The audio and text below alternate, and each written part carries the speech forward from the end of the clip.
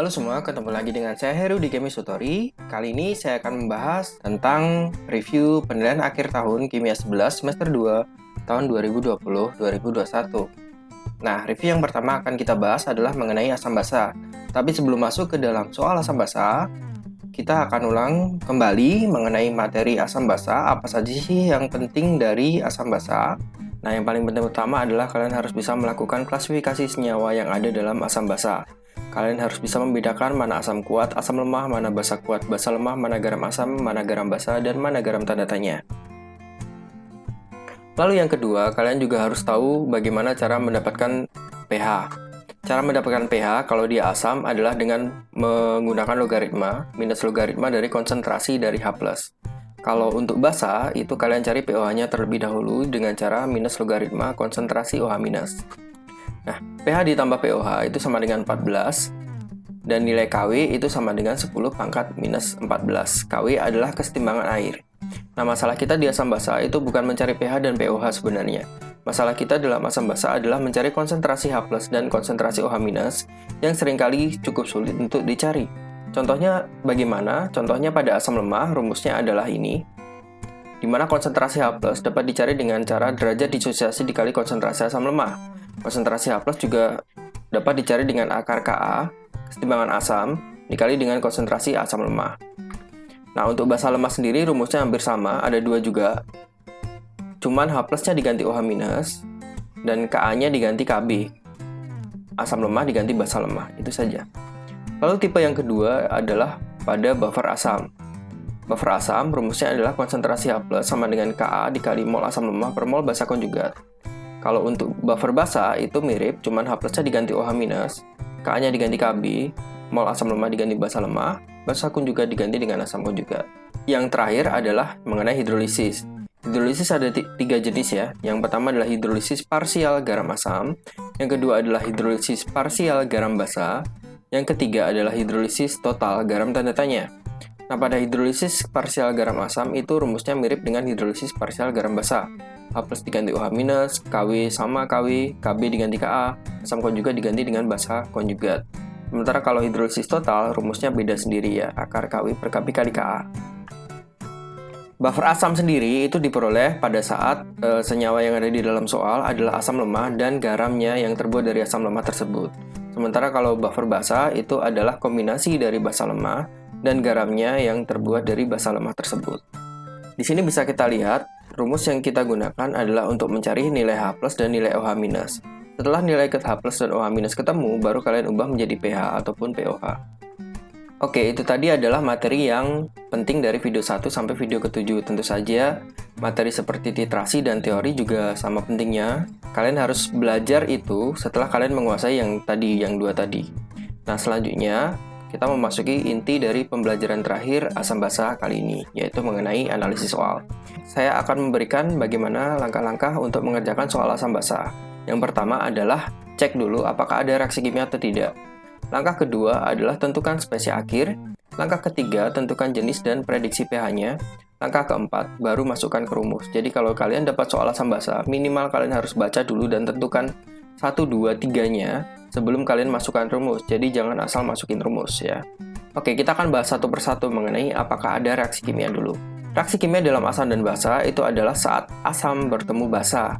Nah, reaksi kimia sendiri itu ada dua tipe. Yang pertama adalah reaksi Bruto, yang kedua adalah reaksi Neto. Nah, reaksi Bruto sendiri itu dituliskan biasanya asam ditambah basa menjadi garam ditambah air. Sementara reaksi Neto itu H+ ditambah OH- menjadi asam konjugat atau basa konjugat. Sebenarnya ini adalah garam ditambah dengan H2O. Oke, kita langsung aja masuk ke dalam contoh. Di sini H2SO4 dan NaOH. H2SO4 adalah asam, NaOH adalah basa. Nah, itulah pentingnya kalian menguasai klasifikasi yang ada di bagian pertama tadi. Nah, di sini ada asam, di sini ada basa, berarti ada reaksi kimia. Reaksi kimia kalau mengikuti reaksi Bruto berarti H2SO4 ditambah dengan NaOH akan menjadi garamnya yaitu Na2SO4 ditambah dengan H2O. Tentu saja kenapa garamnya adalah Na2SO4 karena Na itu positif 1 dan SO4 itu negatif 2. Ingat kembali pelajaran kelas 10 ya. Nah, pada reaksi Bruto ini terkadang harus disetarakan. Nah, di sini koefisiennya 1 banding 2 banding 1 banding 2. Selanjutnya kita akan bicara tentang reaksi neto. Kita punya soal yang sama, H2SO4 dan NaOH juga. Reaksi neto dalam asam basa itu cuma dituliskan yang penting saja, yaitu H+, sebenarnya H2SO4 di sini, yang bereaksi adalah H plusnya. Lalu di sini ada OH-, sebenarnya NaOH di sini yang bereaksi adalah OH-nya. Jadi dengan metode neto, apapun asamnya akan diwakili oleh H+, dan apapun basanya akan diwakili oleh OH-. Lalu di sini akan menjadi asam konjugat atau basa konjugat ditambah dengan H2O. Kelebihan dari reaksi neto itu adalah koefisiennya sudah 1:1:1:1 ya. Lebih enak menggunakan neto. Jadi saya sarankan untuk kalian menggunakan reaksi neto.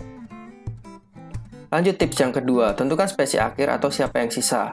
Jika tidak ada reaksi kimia, maka spesies akhir adalah senyawa yang ada di soal. Kalau ada reaksi kimia, maka spesies akhir adalah senyawa yang tersisa. Nah, kita lihat contoh di sini.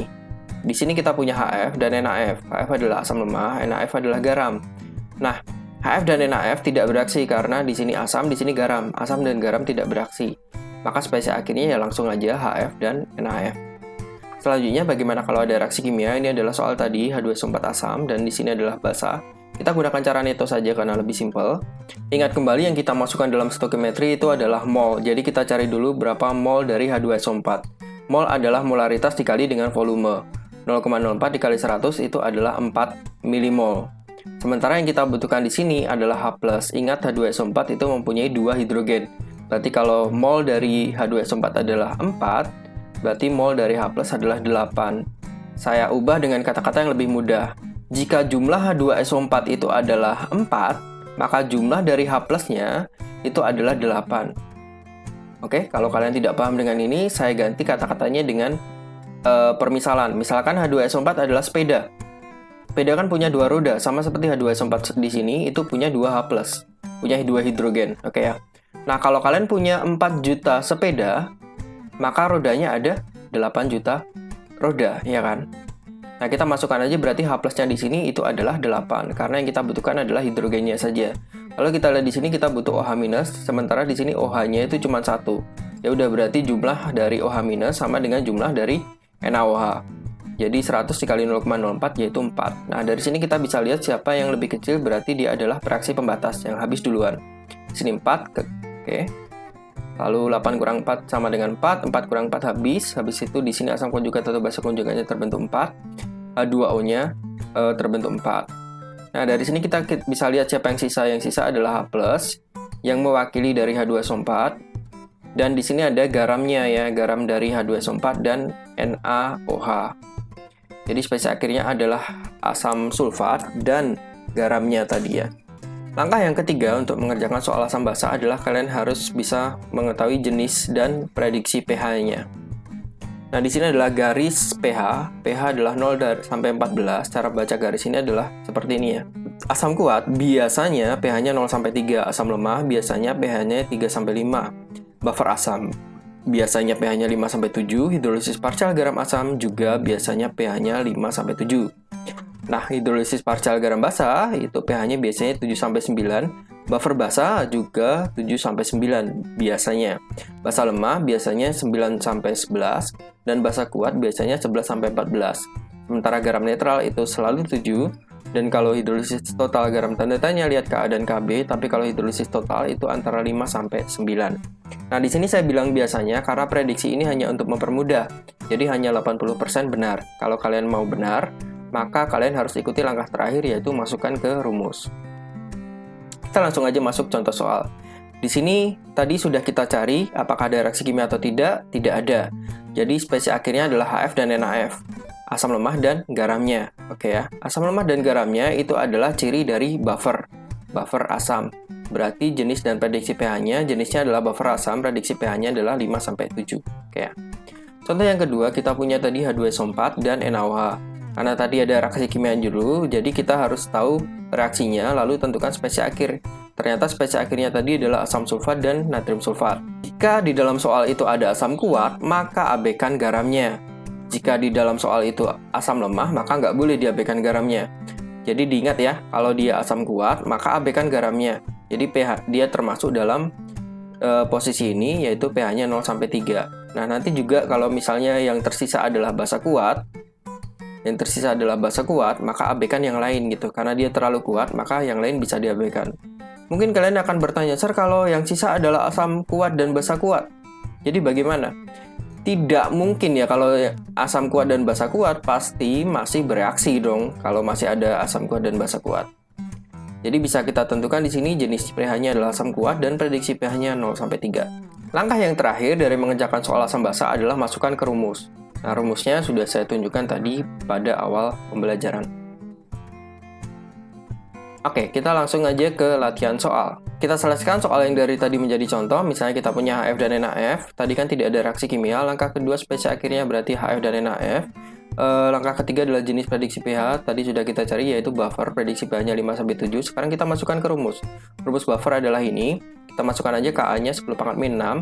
Lalu mol asam lemah itu adalah HF. Hidrogennya cuma 1 ya di sini, berarti 0,04 kali 100. Lalu di sini mol dari basa konjugat. Mol dari basa konjugat itu adalah F minusnya ya. Di sini kebetulan F minus itu jumlahnya 1. Jadi mol dari F minus sama dengan NaF. 0,04 kali 100 berarti 4 milimol juga. Dari sini kita dapat H plus sama dengan 10⁻⁶, berarti pH sama dengan 6. Kita lanjut ke contoh soal kedua yang dari tadi menjadi contoh, yaitu H2SO4 dan NaOH. Tadi sudah kita cari ada reaksi kimia, dan kita juga sudah cari siapa yang tersisa. Yang tersisa adalah H2SO4 dan Na2SO4, asam kuat dan garamnya, jadi kita bisa abaikan untuk garamnya karena di sini ada asam kuat. Berarti jenisnya adalah asam kuat dan prediksi pH-nya 0-3. Sekarang kita masukkan ke rumus. Untuk asam kuat itu tinggal kita cari konsentrasinya. Konsentrasinya adalah mol H plus yang tersisa, yaitu 4, dibagi dengan volume total yang ada di soal. Di soal ini adalah 100 ditambah 100.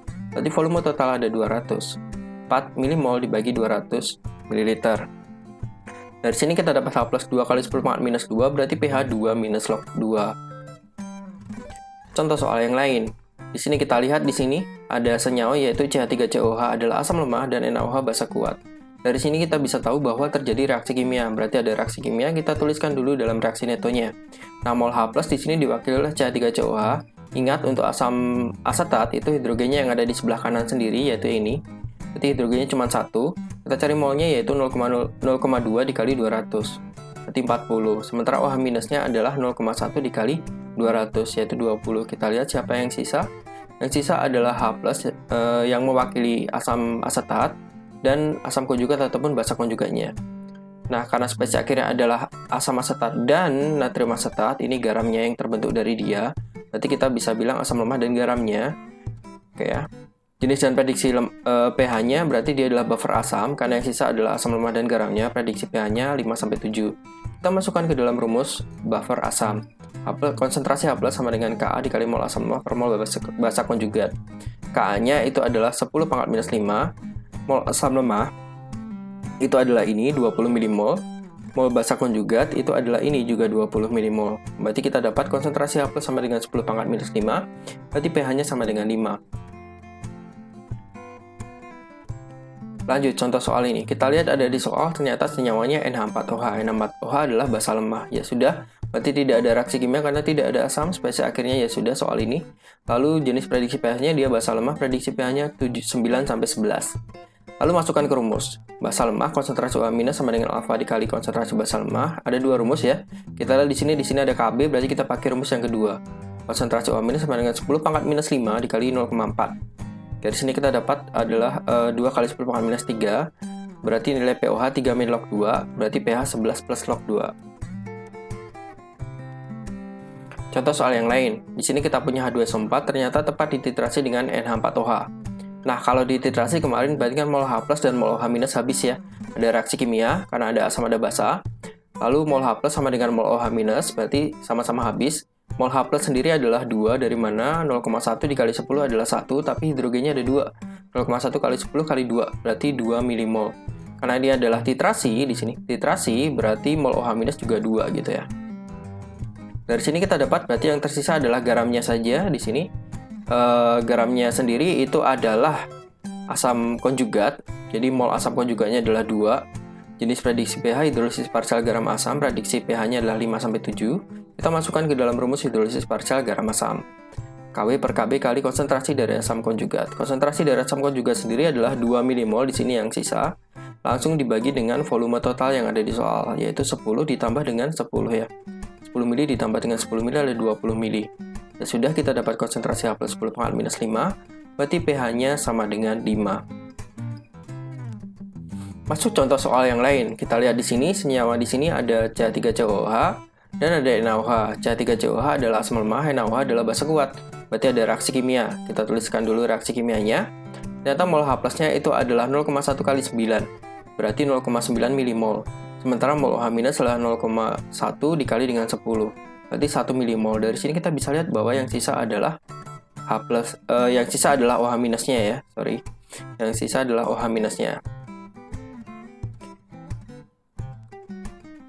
Berarti spesies akhirnya itu adalah OH minus, yaitu NaOH, di OH minus yang mewakili NaOH. Dan di sini terbentuk garamnya yaitu CH3CONA. Berarti ada basa kuat dan garamnya. Basa kuat sendiri, kalau ada garamnya berarti yang garamnya bisa diabaikan. Berarti kita hanya lihat basa kuat. Berarti prediksi pH-nya basa kuat, prediksinya adalah 11 sampai 14. Kita masukkan ke dalam rumus basa kuat. Konsentrasi OH minus sama dengan mol OH minus yang tersisa yaitu 0,1 dibagi dengan volume total yaitu 9 mili diencerkan 10 kali berarti jadi 90 mili, lalu ditambah dengan 10 mili, berarti 90 ditambah 10 adalah 100 mili. Konsentrasi OH minus adalah 10 pangkat minus 3, berarti pOH adalah 3, berarti pH adalah 11. Oke, kita lanjut ke contoh soal yang lain. Di sini ada V ml NaOH 0,3 m ditambah dengan 3V mililiter harusnya ya, 3V mililiter CH3COOH 0,3 m. Jika nilai pK adalah 5, maka pH larutan adalah, ya, pKa sendiri adalah minus logaritma dari Ka. Nah, kita lihat di sini berarti ada reaksi kimia karena ada NaOH dan CH3COOH. H plus diwakili yang mewakili CH3COOH di sini. Molnya adalah 0,3 kali 3, berarti 0,9 dikali V. Di sini ada V-nya ya. Lalu OH minus adalah ini. Molnya adalah 0,3 dikali V, berarti 0,3 V. Dari sini kita bisa lihat maka yang sisa adalah H plus dan garamnya ya. Maka spesies akhirnya adalah CH3COOH dan CH3CONA. Jenis dan prediksi pH-nya berarti dia adalah buffer asam dan pH-nya 5-7. Masukkan ke rumus buffer asam, Ka-nya adalah 10 pangkat minus 5 ya sebenarnya. Ini kan 5 ya, berarti nilai Ka adalah 10 pangkat minus 5. Mol asam lemahnya adalah ini ya, 0,6 V. Mol basa konjugatnya adalah ini, 0,3 V. Berarti konsentrasi H plus adalah 2 kali 10 pangkat minus 5, berarti pH 5 minus log 2.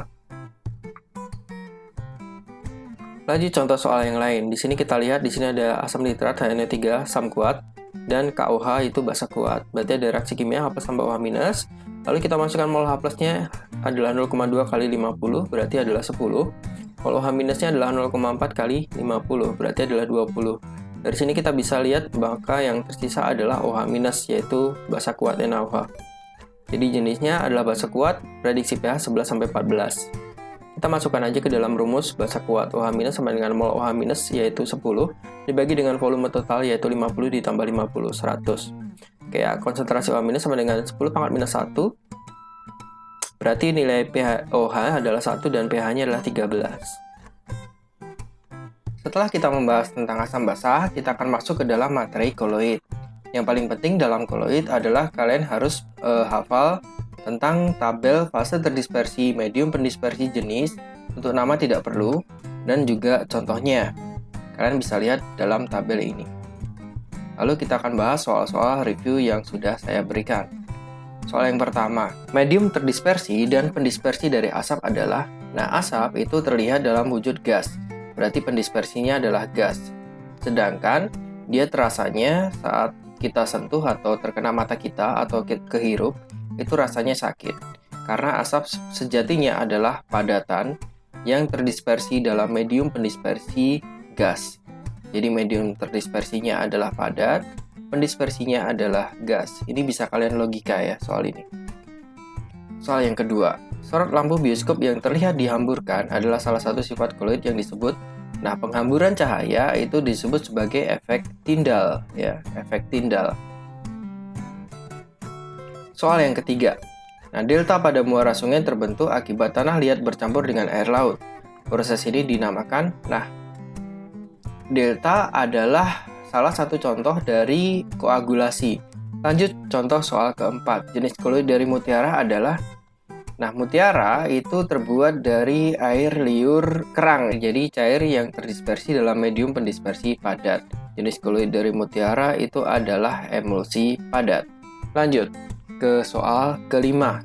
Jenis koloid dari kabut adalah, nah kabut itu adalah cair yang terdispersi dalam medium pendispersi gas. Jadi jenis koloid dari kabut adalah cair dalam gas. Jadi dia adalah emulsi gas.